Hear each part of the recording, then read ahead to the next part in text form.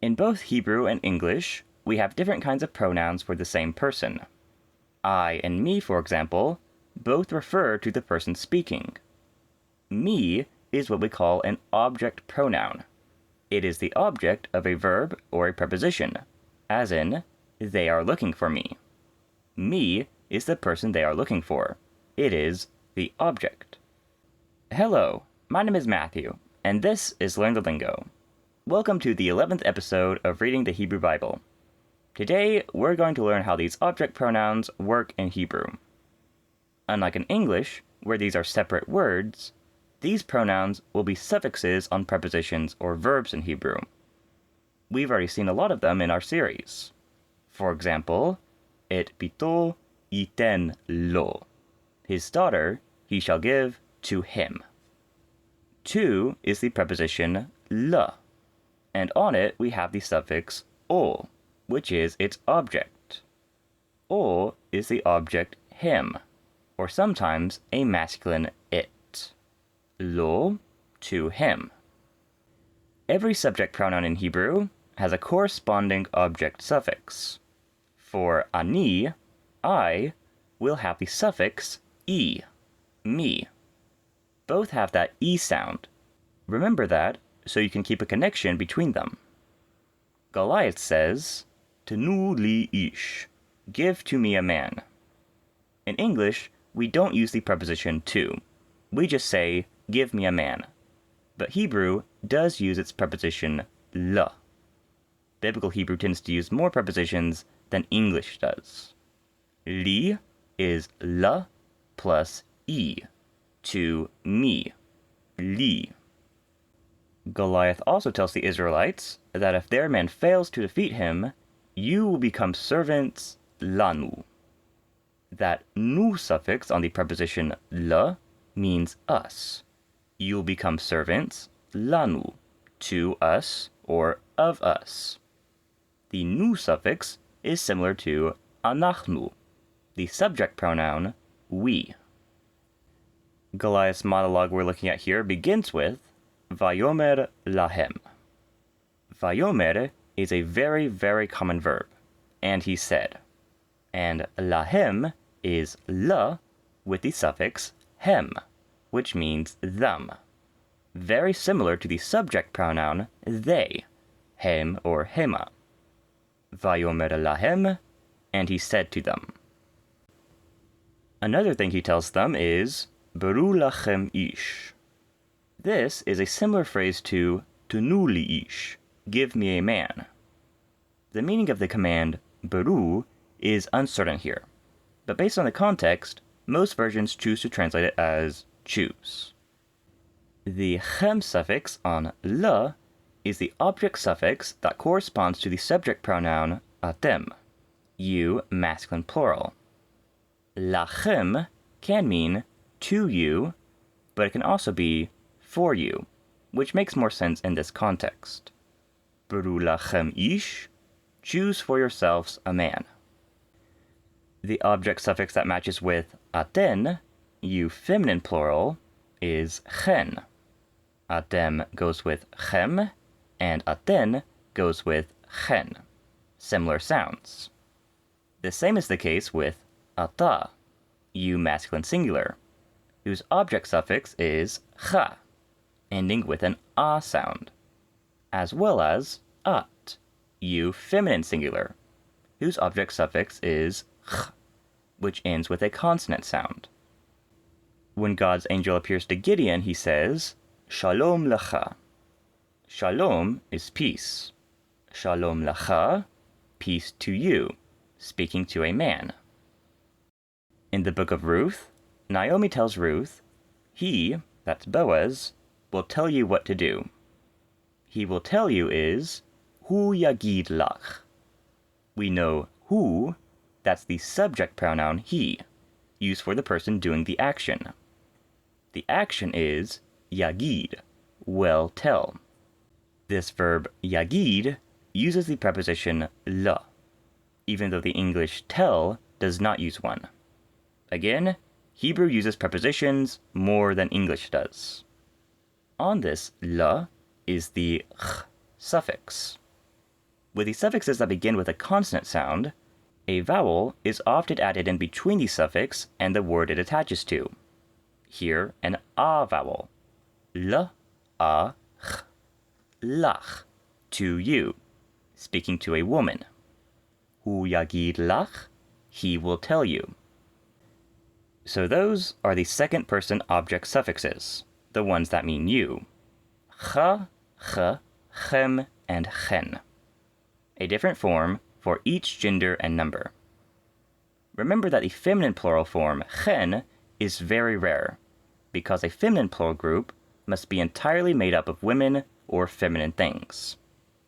Also, even when a group is completely feminine, in the Hebrew Bible, the pronouns and verbs that refer to it are still sometimes in masculine plural form, which can often refer to any plural group. That also means that the object suffix for them is usually hem, the masculine form, and not hen, the feminine form, though this form does of course appear. One place it does is when Saul and his servant are looking for Samuel, and they ask some girls where he is. The phrase, and they asked them, is Vayomru lahen. Vayomer, and he said, Vayomru, and they said. This Hebrew verb can have several meanings depending on the context. Not just said, but also thought, commanded, or in this case, asked. Again, it uses the preposition la, while the English verb ask uses none. On this la, we have the suffix hen, them in feminine form. This form is used because the them is a group of all women. Vayomru lahen, and they asked them. The two suffixes for them each have two versions, hem and hen, but also am and an. Different prepositions tend to use one over the other. Which preposition uses which is not something you have to remember. You just have to recognize either suffix. We'll see one of these suffixes with hu meraber imam. He was speaking imam. Im means with, and the suffix means them. Hu meraber imam. He was speaking with them. And the last suffix we'll learn is the one that means her. This object suffix is a. Vayomer la malach Adonai. Vayomer means, and he said. Who is this he? Remember that the subject of a Hebrew verb often comes after it. And it also often comes after the object of the verb as well. La here. This subject is malach Adonai. Let's spend a minute with this short phrase. Malach means messenger. When we talk about malach Adonai, the messenger of the Lord, we'll often see it translated as angel, the angel of the Lord. Malach Adonai is a construct phrase. The malach belongs to what comes after it in the phrase, Adonai, the angel of the Lord. To mean the angel of in a construct phrase, malach is in construct form, which is almost exactly the same as its regular absolute form. It just has a patach instead of a kamatz, which sound the same in most methods of pronunciation. Back to the whole phrase, Vayomer, and he said, who is he? Malach Adonai. Vayomer malach Adonai, and the angel of the Lord said. Vayomer la malach Adonai, and the angel of the Lord said to her. So those are the object suffixes which can be attached to most prepositions. I, me, nu, us, cha, ch, chem, and chen, you in all forms, o, him, a, her, and either hem and hen, or and an, for them, masculine and feminine. And these suffixes have a second use in Hebrew. They can also act as possessives. Those are words like my, are, or their. They show that something belongs to someone. You can put these suffixes on singular nouns to act as possessives. That, as you might expect, often causes changes in the noun's vowels. This is something else we've already seen a lot of. Chanit was spear, and chanito was his spear, with the o suffix. When you put these suffixes on a noun, they are not object pronouns, like him, but possessives, his. Chanito, his spear. There are a few words where this vav suffix that means his might be irregular. Father, for example, is av, and his father is not avo, but aviv. Brother is similar. It's ach, and his brother is achiv. Bi is the word for mouth, and his mouth is biv. But almost all other singular nouns just use the o suffix to mean his. Bat is the word for daughter. Bito, with the o suffix, is his daughter.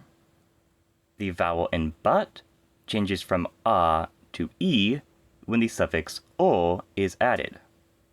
Those changes can happen in many ways, which we won't go over right now. Remember that you don't need to form these modified nouns yourself. You only have to recognize them. The consonant letters for the most part stay the same, and many vowel changes fall into common patterns that you'll start to pick up on as you progress in this series. One letter that won't stay the same is the silent hey at the end of a word, making an ah ending. We saw this ah ending changes to at in the construct form. Chaya, animal, chayat haaretz, the animals of the land. The same happens when possessive suffixes are added to these words. David is supposed to go to his brothers and take arubatam. With object suffixes, them can be hem or but with possessives, there is mostly just for singular nouns. Arubatam, their aruba. Aruba changes to arubat when the suffix is added. The meaning of aruba is actually uncertain. Many understand it to be a sort of token of their safety that David could take back to his father. Arubatam, their token. Before we go today, a few more possessive suffixes on nouns.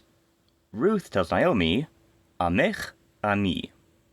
That's the word people, with two different possessive suffixes. The ch suffix means your, speaking to a woman like Naomi, and e means my. Amech, ami. Your people is my people. Moses asks God, why does your anger burn against amecha? Cha is another suffix that means your, but speaking to someone who is masculine, like God. Amecha, your people. One more. David took Goliath's sword, mitara. Mi, from, or out of, tara. That's ta'ar, a rare word which means sheath, with an a suffix. Cherev, sword in Hebrew, is feminine, so to refer to its ta'ar, we use the suffix a. Her, or its, for a feminine thing. He took his sword, mitara, out of its sheath. So those are the suffixes used as the objects of many prepositions, and as the possessives for singular nouns. There is a second group of very similar object suffixes that are used with other prepositions, and as possessives for plural nouns. Next time, we'll learn the differences between the two groups and how we can use the second one.